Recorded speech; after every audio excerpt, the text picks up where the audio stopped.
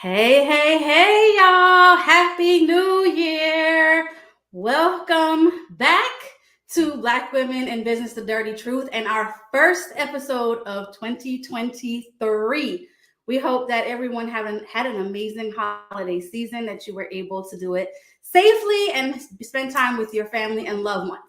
Now we got that out the way. We promised y'all back in November, I think it was, that we were gonna come back for the new year strong and hit it off hard, and we was not lying. So we brought the husbands with us.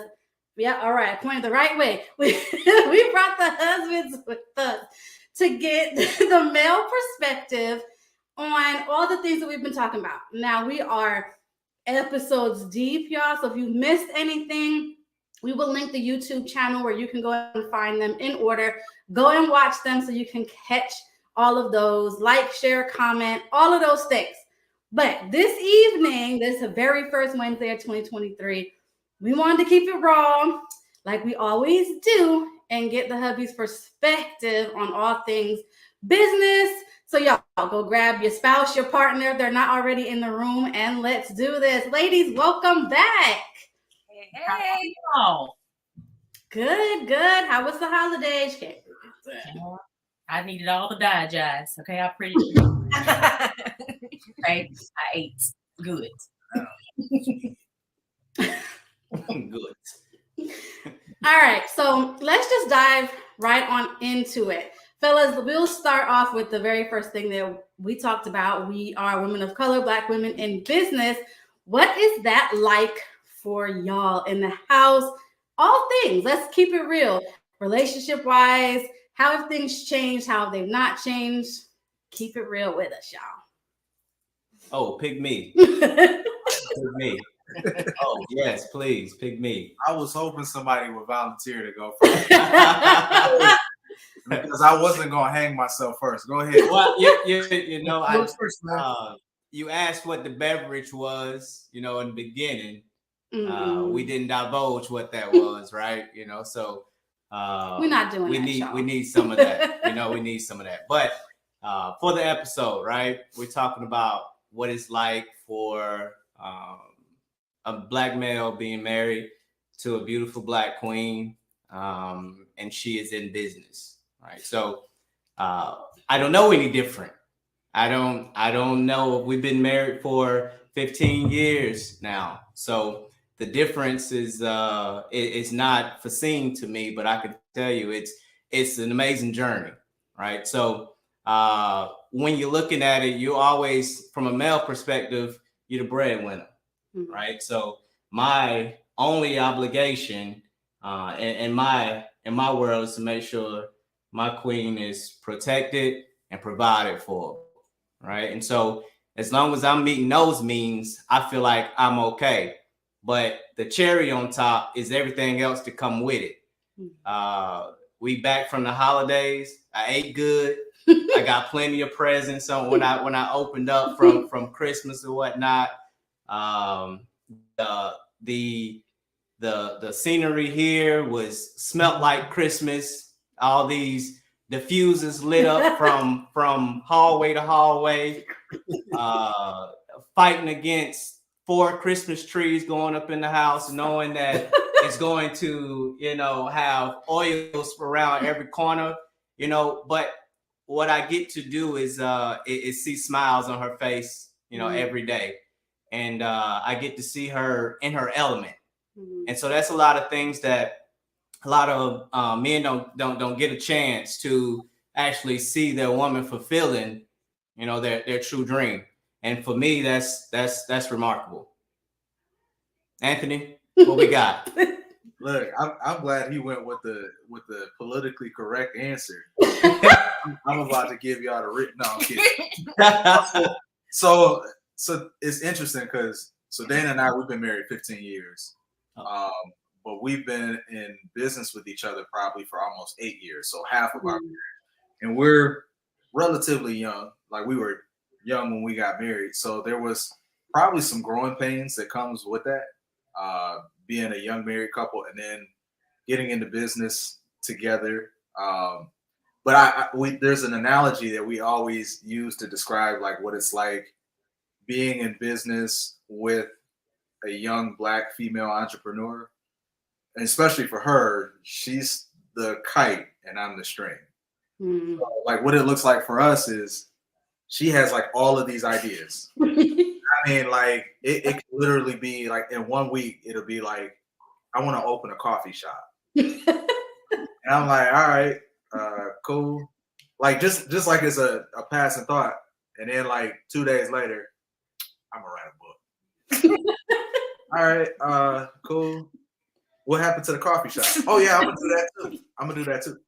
And so that analogy, I like it so much because it's like the kite without the string would fly away. Mm-hmm. And the string without the kite would just lay on the ground and do nothing.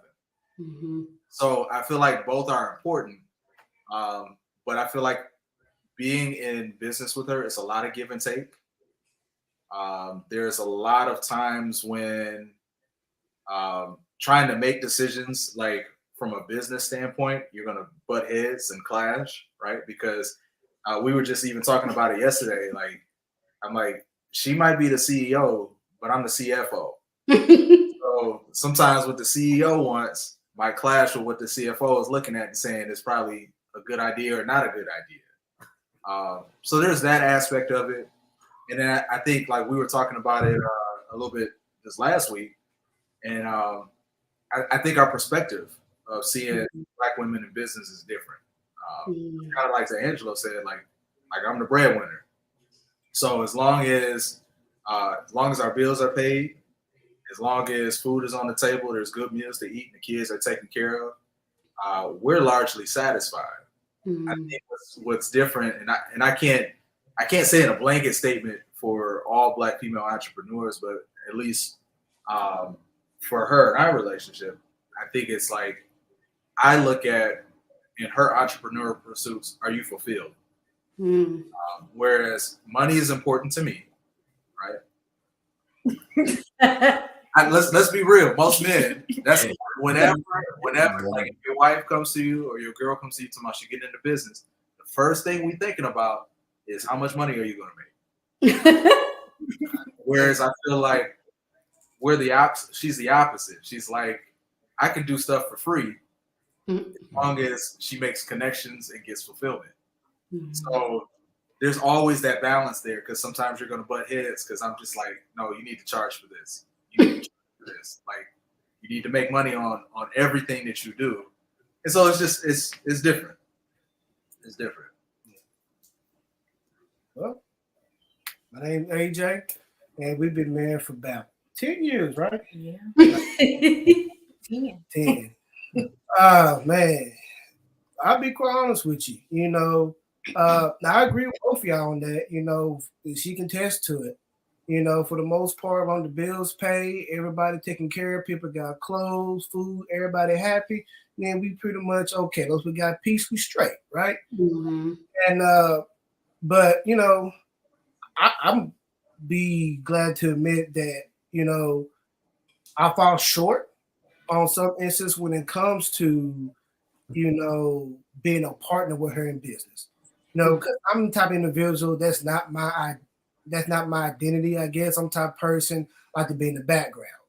I don't like to be in the front. Now, I can be as deemed necessary, especially with me being a teacher and all that. At times I have to step up and take care of situations. But my personality, I do my thing, don't be seen.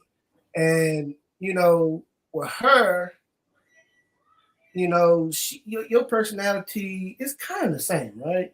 You know, I'm out there more. So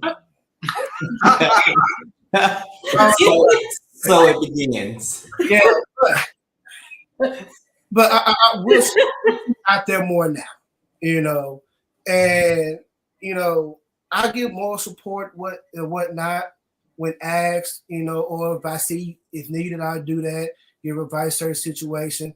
Now I'm like you know, when she comes to about somebody doing this, doing that, first question I'm like, how much? And then my next question is, how consistently would this be? You know what I'm saying? Yeah. But But I understand when you're first starting out and trying to get a foothold, that you have to make those different type of sacrifices to get your foot in the door and move forward. And it's for a Black woman, especially in our area, in the Southeast Arkansas, in the Delta. I mean, it's kind of difficult because people will always, when you come to, they'll have skepticism about everything. Mm. They do. And it's sad, majority of it comes from home, And then there are other times we come from other folks, they be iffy about it. So, I just, like I said, me personally, I need to be a little bit more out there with her shoulder to shoulder, help her out, give her boost of confidence. Oh, thanks. Yeah. Can I speak to one more thing? Because because this kind of crossed my mind.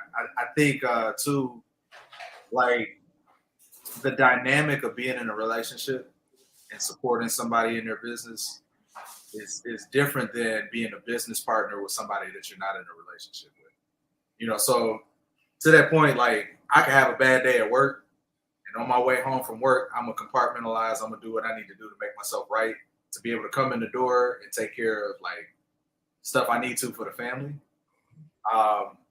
When you're dealing with an entrepreneur, especially when she's your spouse, it's hard to, I guess it's harder to leave those things at the door because the house is your office, right? Like when she has a bad day, we all have a bad day. Let's be real. Everybody got bad days. Let's be real.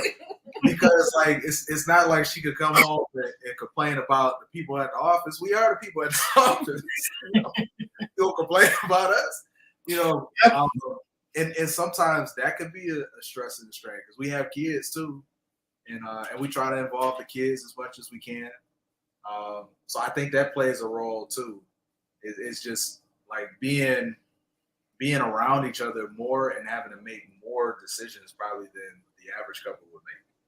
Yeah, I think there definitely is a contingency part in it where it's growing, right? Because it took a while for me. I'm a tangible type of person, and it took a while for me to understand and see fruits. I think Anthony spoke to it earlier, was you could do something and you can make no profit off of it, but the profit is on the fulfillment piece, right? The profit is on seeing the dream being realized. And it took me a while to understand how to support that vision without throwing, an idea in there, or because when I'm at work, I'm in management mode, and then when she's at work, and it took me some time to realize like I'm at work, and I'm like, you're at home. What are you talking about? No, I'm at work. I'm working. You're on your phone. It's like I'm telling people at work to get off their phone and do work. And then I come home and you're cooking, the TV's on, and you're on your phone, you're on the couch, and you say, I'm working. And I'm like, for real. Like for real. Like when can I say that, right? But it took me a long time to realize that this working is a pattern. And when she built a website and she was so meticulous about it, and I was like, oh, it's fine. She was like, no, it's not. And I'm like, oh, okay. This is what you're staring at your product. Why? Because that's your baby. Right. That's your baby. I need to adopt that baby, right? And I won't have the same love for it that you will, but I got to learn to support it in the way that you want me to, right? So it took me a while. So for guys that will be watching this and they are looking at how to support, their spouse, their woman of color in business, or just in business in general, understand that your support is going to come from a different avenue than what you might think in a corporate world.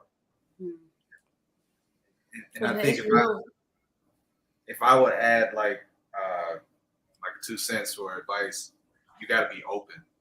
You gotta be open to a lot of new things, because there's definitely some times when you're gonna hear something or things are gonna go awry in business, and you're gonna be like, you got to be solution oriented.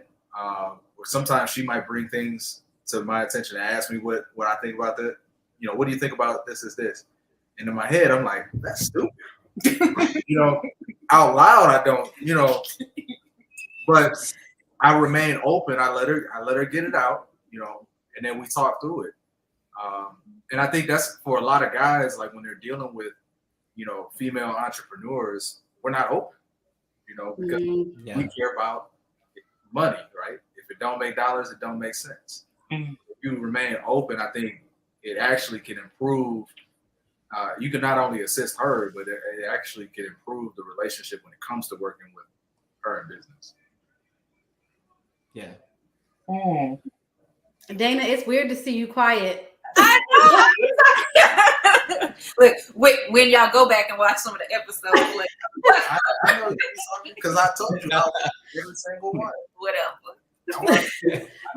So many things came up off of all three, Angelo, AJ, Anthony, off of everything that y'all said. So ladies, jump in with questions. But I have one that I'm going to go ahead. I thought I was going to wait till we're going to do this in 2 parts, y'all, because I know it's going to be so much conversation. But I'm going to just go deep into it. So all 3 of y'all mentioned, and I'm sure it's true for the majority of men out there, that men care about the money, right? You're breadwinners, you bring money to the table. That's just where it hierarchy, it's in the Bible, all the things, right?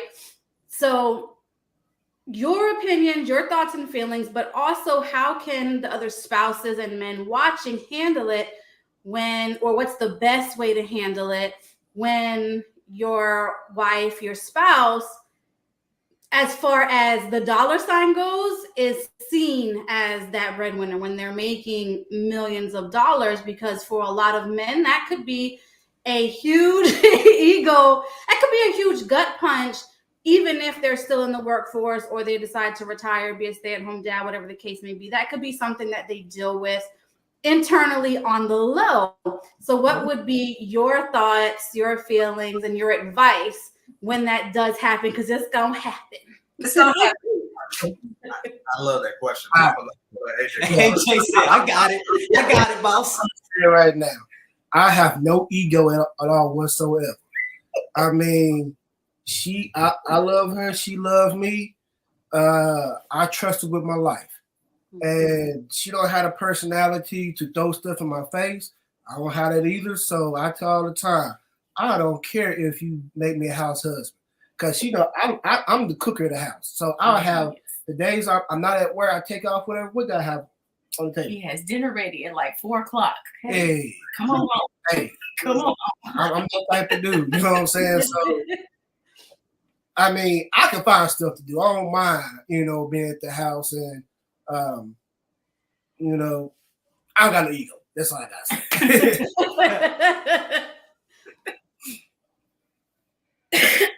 So I'll jump in there because I actually really like this question. Once again, this is like we have this discussion all the time. First thing I would say is ask Stedman how he felt, because he had no problems, I'm sure, being married to Oprah, getting that Oprah money. And to AJ's point, I don't have that ego either. I don't care if you make more money than I do, and I think a lot of that stems from making sure you're on the same page, even from the beginning. There are a lot of couples that want to work together, and it's not a matter of, well, this is my money that I make from my job, and this is your money. So if you make more money, then it's separated. Like you have to come to understanding and understand that if you're married, that's your money, right? So if she bringing in more money, y'all bringing in more money, right? I think the mentality sometimes it could be troublesome. Is the philosophy of like why men and women make money, like why they enter business. Like men, I feel like we either work or we start a business because we want the money to provide for our family and to provide us with opportunities for our hobbies and things that fill us, right? There are some women that want to make money to gain independence. from their spouse or their boyfriend, whatever. And if that's the goal and the reason, it ain't gonna work. Because now you're taking something that you should be working together and to build your house stronger, and you're trying to say, well, I got my thing over here, that doesn't really include you, and I'm doing more over here. So now I can do whatever I want in the house. I can talk to you any old kind of way because I make it. So the mentality is important. It's important that the mentality is still, we are building this together for the house. We're building this together for the family. Because the moment that it's like, I'm doing this for independence, ain't gonna work. Yeah. I tell you, when this kicks off, I'm ironing panties straight out the dryer. Straight up. Everything is gonna be hot and ready. And that's no joke, right? Y'all heard it here. So in the 2023, ask me if panties is being ironed. Yeah, and I'll get right to it, right? I honestly, if I'm being real, do I have some type of ego when it comes to finances? Yeah, I do. And I think that's my drive. I really believe that internally, my ego rests with our house being provided for. Now, where that comes from, where that derives from, I don't think it matters. But I know that my wife looks at it like from a point of, oh, we can't be struggling out here. That's a no, right? That is a no, and I trust that. So I also think that she has an ego invested in her craft and in her business. And I think that's a driving point that we both have married that ego. And so that's our ego. And we are going to protect that ego from any outside source, when it comes to her blowing up, making, six figures off of the business. And then family come knocking at the door like, hey, nephew, she's like, nah, don't tell them what we make. And that's okay with me, right? Because that's her protecting not only the wealth and health, but it's also her protecting the family and the ego. And so I'm okay with that as long as it continues to be on the same page. My ego is not against hers, and her ego is not against mine. It's growing and fulfilling together. Love it. Okay, I'm gonna hop in with a question. So I know this has been something that's been an issue for us, and so I want to talk more from a community standpoint. Because one of the things that I used to say all the time is, I'm coming for my people, even if I have to carry all of them on my back, right? And in the 8 years of trying to do this and literally trying to drag people in this business, I get very frustrated. So from a community standpoint, I would love to hear you guys' perspective on how we can overcome that and be successful as women in business. Do I do good? That's a deep question for you, Anthony. Do I give the history lesson first? You said the history lesson? So I mean, knowing who this is targeted for, this is probably going to resonate with some people. I understand when she's like, I want to see our community do better. I want to see our people do better, right? Wakanda forever, whatever. Right? I get it. Unfortunately, there's this little thing that happened called slavery, right? That we're still feeling the effects of. And so the mentality still exists, unfortunately, because if you look at slavery, if every slave wanted to be free, I'm sure every slave wanted to be free. How many slaves was actually free, right? How many slaves escaped slavery? And not saying there weren't systemic things at play, that kept people even in the prison of the mind, right? But I tell her, you're not gonna save everybody. Yeah. Save everybody, right? And we're only on this earth for a short amount of time, right? So sometimes the marriage between what you want and what reality is may not be the same. Right? You're trying to find your tribe, but the difference with the Black community is we are extremely marginalized, right? The people that have the mentality of wanting to even enter business is marginal, right? And then a small section of that is Black. A small section of that is Black female, right? So you're working with a very small, minute And then it's probably amount of people. smaller that are Right. into health and wellness. Right. So now add on health and wellness, right? Small, minute fraction of people. So my thing with her is I'm like, if you hold yourself to that standard and say, well, this is only what I want, you're limiting the growth of your business, right? Because you look at other nationalities, and even though they may have businesses that are big within their culture and their nationality, they still extend it to other people, right? They still try to make it inclusive if they can, because they care about the growth of the business first, and then they're like, it's a bonus if I could take my community with me. So I think that's where we kind of disagree sometimes, but I feel like it's important to recognize that you're not going to be, everybody ain't looking for what you have, unfortunately, you know. So that's just my 2 cents. Well, for my wife, you know, it's real difficult for where we at, you know, with the socioeconomic status of where we at, it's real difficult. And I was very frank with her up front about it, talking about what she wanted to do. You know, I'm like, well, you know, you're going to have complications because of where we at and the clientele that you want. You know, my assumption, where y'all at, I'm pretty sure the economic status may be better than where we at. Because she was talking about charging this amount of money. I'm like, baby, look where we at. You know, you can't do that. Or and not just the money aspect, is also the lack of education. You know, and then that's come to a big deal, because even with our own family members, when my wife decided to have a midwife for our last daughter, they was all scared, skeptical, this, that, and the other.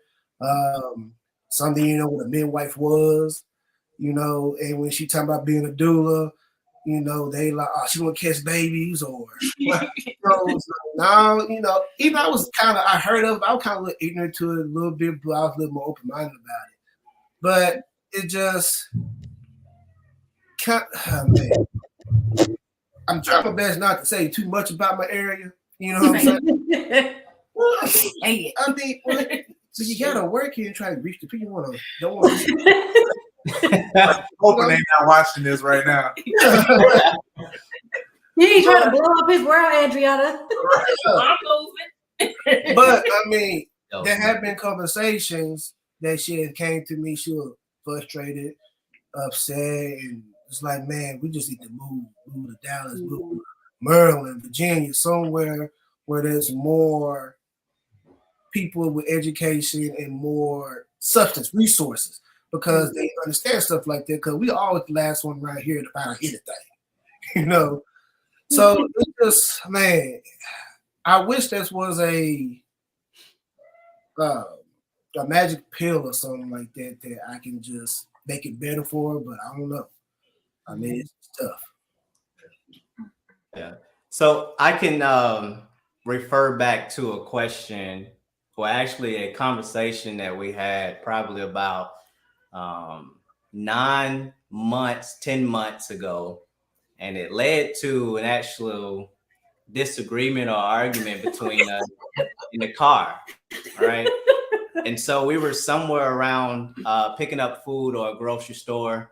And around here in Tampa, there's a lot of homeless people that just hang out, right? And the conversation stemmed around giving the homeless person something.